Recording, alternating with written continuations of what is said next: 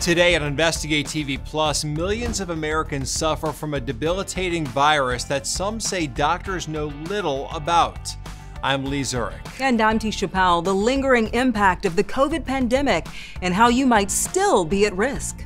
It's probably one of the biggest medical mysteries that I know of. Plus, new parents refuse to let a rare genetic disorder dim their daughter's light. I mean, we had a better chance of winning the Powerball. How they're inspired to help her experience the world. In the long run, I feel like it was us that was chosen to help her out along the way.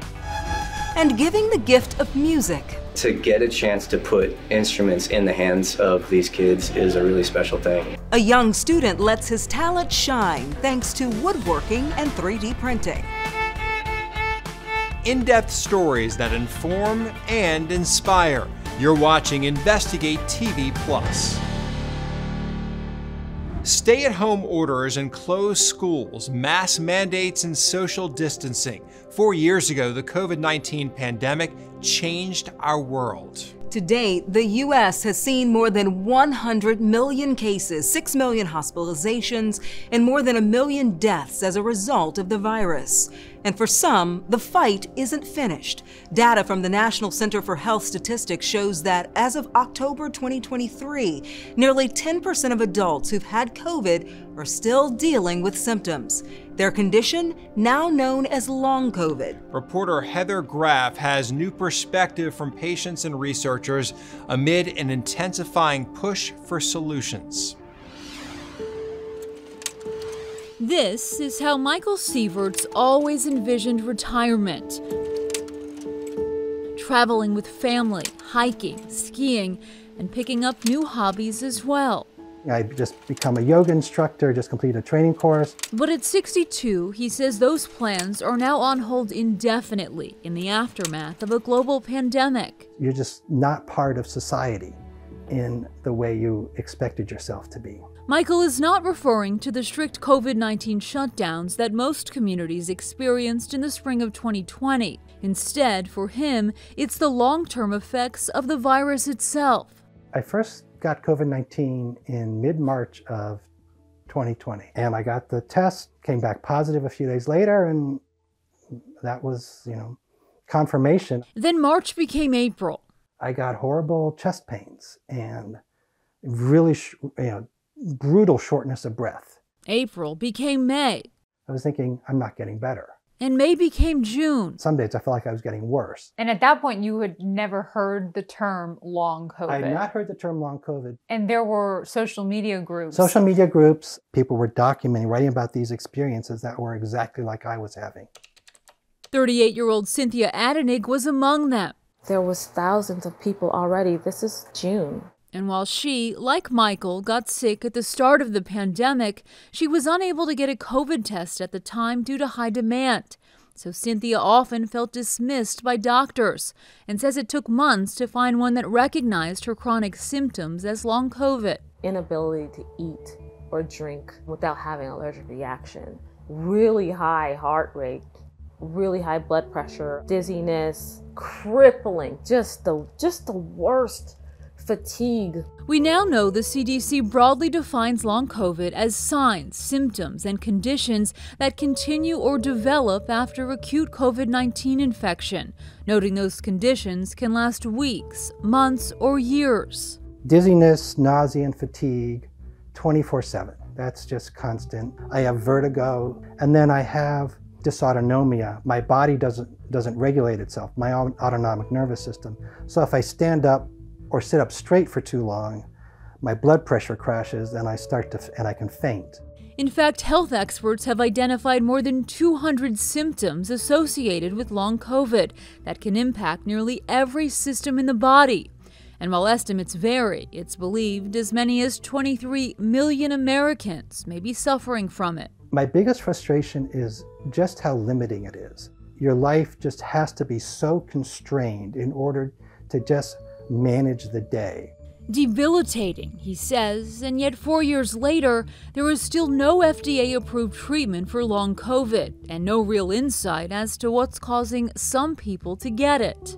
It's probably one of the biggest medical mysteries that I know of. Dr. Walter Koroshetz is co-lead of the National Institute of Health's Recover Initiative that began studying long COVID in 2021, equipped with more than $1 billion in funding from Congress. Among the most recent developments, in July of 2023, the NIH announced its first clinical trials to test potential treatments for long COVID. You have to basically follow the clues, try different things. The question is, what's going to stick?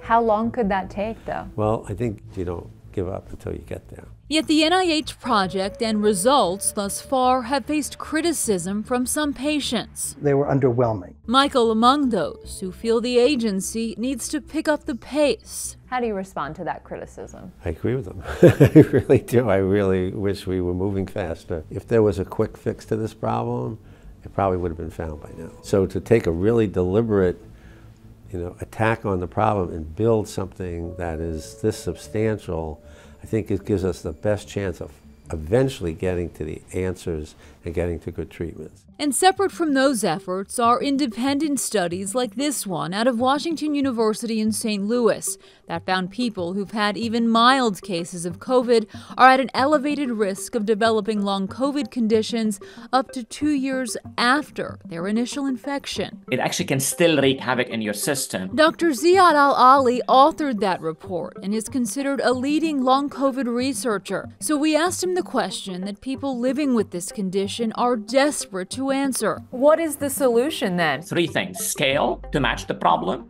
urgency because people really need treatment yesterday, and coordination because no matter how hard we work, if you don't have a captain of your team or if you don't have a quarterback, your chances of winning that game probably not very good. And during a January Senate hearing on long COVID, he told members of Congress exactly the same. This is going to require a coordinated approach. Cynthia, for her part, has also testified on Capitol Hill. This is their thank you from me. And just below, the framed photos and letters from lawmakers in her home. 4, 5, 6, 7, 8. So that's 8 right now. She showed us the many medications that are her and her doctor's best attempt at managing this illness. You grieve your health a lot. As for Michael, this is how I work. He advocates for change mostly from home. This dark room set up strategically to accommodate his dysautonomia and sensitivity to light. I go out very, very rarely. If I go out, I'll be in bed for the next day or so. Pacing himself and yet still hopeful for a long COVID breakthrough and the retirement he always dreamed of. Do you think we'll get there? Oh yeah, I do actually. I know it won't happen quickly, but I think there will be tremendous progress over the next few years. In February, the NIH announced it would invest an additional $515 million into its Recover initiative that's dedicated to long COVID research. And then last year, Democratic Senator Tim Kaine of Virginia and Republican Senator Todd Young of Indiana introduced legislation called the Long COVID Support Act. The two lawmakers have also spoken openly about their own experiences living with this condition. I've been dealing with my own long COVID issue for almost 4 years. It's mild, thank goodness. I feel like every nerve ending in my body's in an Alka-Seltzer 24/7.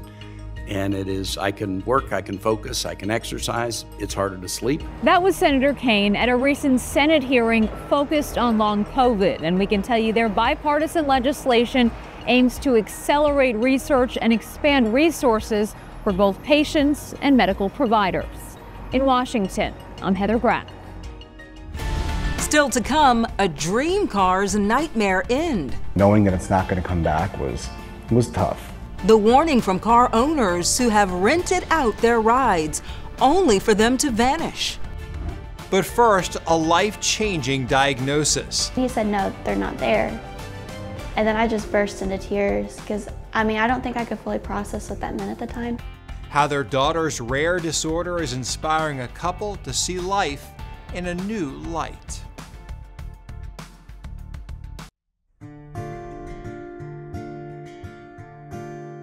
An estimated 7,000 rare diseases affect 1 in 10 Americans, and about half of them are children. For a family in Missouri, their daughter was born with a genetic condition so rare, doctors say there are only 24 known cases in the world. Reporter Jeffrey Bullard sat down with the couple who says their child is inspiring them to see life through a different lens. Baby Renly Ice, born 6 pounds, 10 ounces. Whenever I heard her, I just burst into tears, and then seeing her, it was just perfect.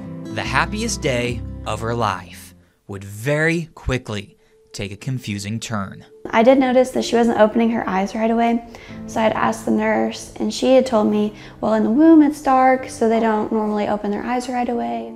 But Renly never opened her eyes. Pediatrician's going over the baby, and then he just stops with the examination. He looks up at us and says, your daughter doesn't have any eyes.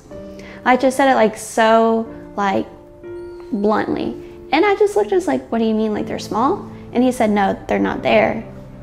And then I just burst into tears because, I don't think I could fully process what that meant at the time. Wanting answers, the family would go to the Children's Hospital in St. Louis the same day after Taylor's C-section, where she'd spend 9 long days and receive a bucket of answers. It was, for me, confusing because one diagnosis led to another diagnosis, which was actually inside that diagnosis. It was just a lot to take in at one time, so each time we got a new diagnosis, we were just researching and researching. The doctors determined Renly was born without any eye tissue, without an optic nerve, and does not produce a stress hormone called cortisol. Her eyes sealed shut. But the medical team still did not understand why, so they called in geneticist Dr. Nate Jensen to uncover something he had never come across. This is an incredibly rare condition. There's less than 30 cases described in the world. A closer look at baby Renly's genetics revealed a disorder called PRR12. In PRR12 disorder, there's a spectrum of how patients are affected by it. Some patients with the same gene change might just have one eye affected and it might be totally absent, like in Renly's case, or it might be just smaller. In Renly's case, both of her eyes are affected and they both are completely absent. Dr. Jensen says research for this condition is incredibly limited, but it could impact Renly developmentally and intellectually. Also, he says there's a 50% chance Renly could pass this disorder on. But if Taylor's pregnancy was healthy, how did this get missed? There's nothing that Renly's mother or father did to cause this. There's nothing they could have done to prevent it. It's totally random. A totally random occurrence. We had a better chance of winning the Powerball. But for these new parents, they say they won the jackpot. Like the whole world in your hand. In the long run, I feel like it was us that was chosen to help her out along the way, and that we would learn from her as well. Experiencing life in a way they could have never imagined. Well, everybody, they learn through vision. They learn by seeing things. So with her, instead she's going to have to feel her surroundings. She's going to have to smell her surroundings. Which Renly is already doing, being tucked away with one of Mom and Dad's shirts each night. It's hard for us to visualize what it would be like if we couldn't see. If somebody took my vision, I would be devastated because, I know what vision is. I've lived with it my whole life. But for her, this is just her normal. Renly's mom said a surgery in early 2024 to unfuse her daughter's eyelids was successful. And while more treatment is necessary, she is doing great and continues to amaze her family. Coming up, thieves exploit car-sharing apps to commit crimes. 30 minutes before I was supposed to drop it off, he was 3.5 hours away. So I knew something was up. And if you decide to rent your ride, how you can help it come home.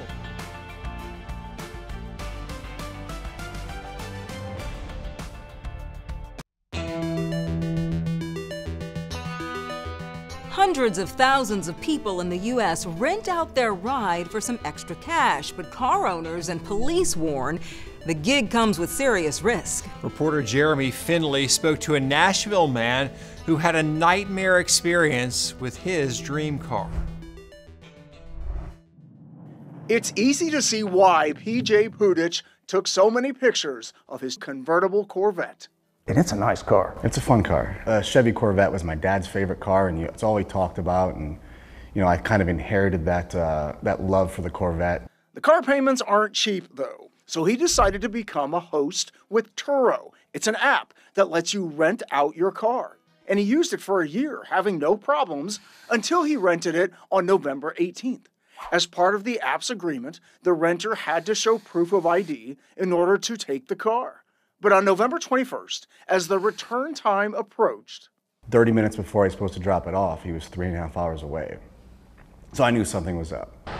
the car's OnStar system now showed it somewhere in the Mississippi River. Pudich believes the sensor itself was torn out and tossed in the waters. What is it like to realize that this car is gone? I mean, there's always inherent risks with renting a car out, and I always try to treat it as a business. You know, knowing that it's not going to come back was tough. This is not the only time it's happened. It's disheartening to know that this is happening in our community and someone would take advantage of someone who is literally trying to help. That's a Turo host in Hawaii who rented out his BMW only to have it stolen as well. And look, headline after headline of Turo hosts reporting their cars stolen. So how is it happening if Turo requires a photo ID in order to rent? Do you feel like this is a serious flaw in Turo? 100%. This is absolutely a flaw in the system. That flaw in both Pudich's and in the Hawaii case, people used fake IDs to rent and then disappeared. We asked Turo for an interview to inquire about their process of screening ID. They sent us a statement but didn't address how they scrutinize IDs, writing in part, while rare, incidents such as these are covered, each trip backed by liability insurance, reimbursing for damage or loss up to the car's actual cash value. Even if the company completely reimburses him, Pudich says it's been a nightmare end for his dream car. Pudich says Turo vowed to reimburse him in full because his car was not found within 30 days. He still plans to rent out another car on the platform, but will use apps that screen drivers' licenses to verify whether or not the renter is legitimate. It's not just cars being rented. Renting out your home on sites like Airbnb and VRBO has also been widely popular.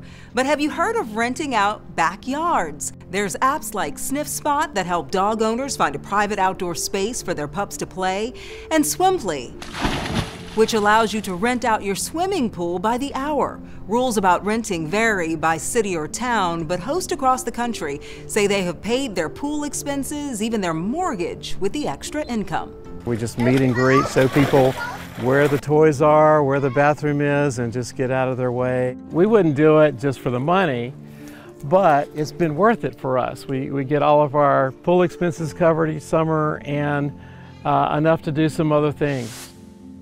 I get wanting to make an extra buck, but renting out like your pool or your car, I don't know about that. I don't know about the liability. I'd have to do a little bit more research on the risk involved. Seriously, because if someone gets injured in your pool or something like that, who's at fault? Yeah. All right. Well, up next, pursuing a passion. How a community is working together to help a young student play the violin. I'm gonna say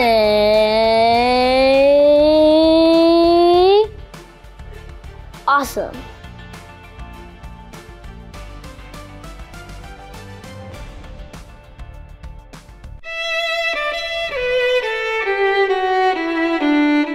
It can be difficult to learn to play the violin at a young age, but for one student in Omaha, Nebraska, making music was a unique challenge. And with determination and some help from his community, reporter John Nicely shows us how the boy was inspired to play on. Howard Kennedy Elementary School. Music class is underway in partnership with the Omaha Conservatory. These young students spend an hour of learning like this 3 times a week.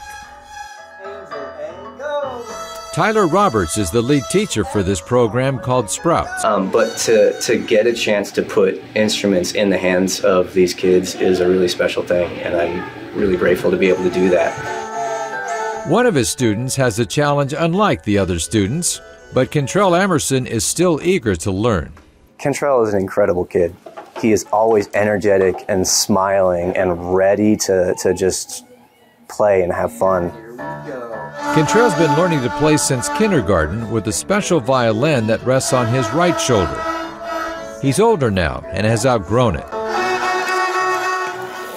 And this is just removing the old bass bar. That's where Alex Reza comes in. His skilled workmanship over 11 years at Violins of Omaha is on display at his shop.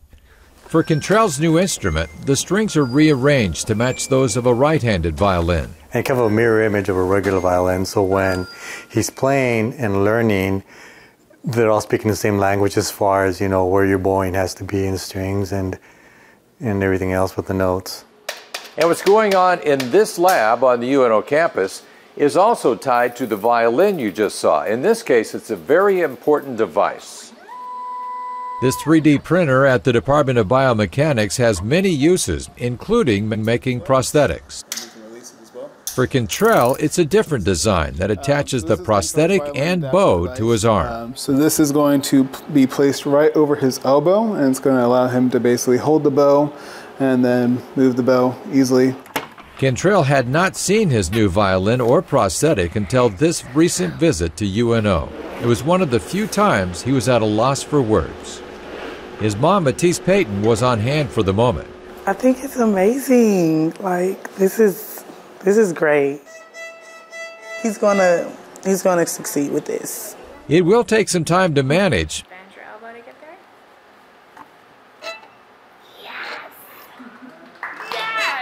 But just as before, Cantrell embraces the challenge. I'm gonna say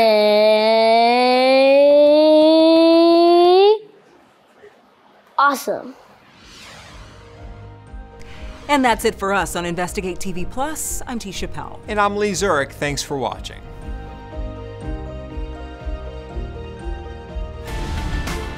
On the next Investigate TV Plus, drivers in the dark about the dangerous trend they're creating. A vehicle with the headlights out. The technology behind this road hazard. We take an in-depth look at phantom vehicles.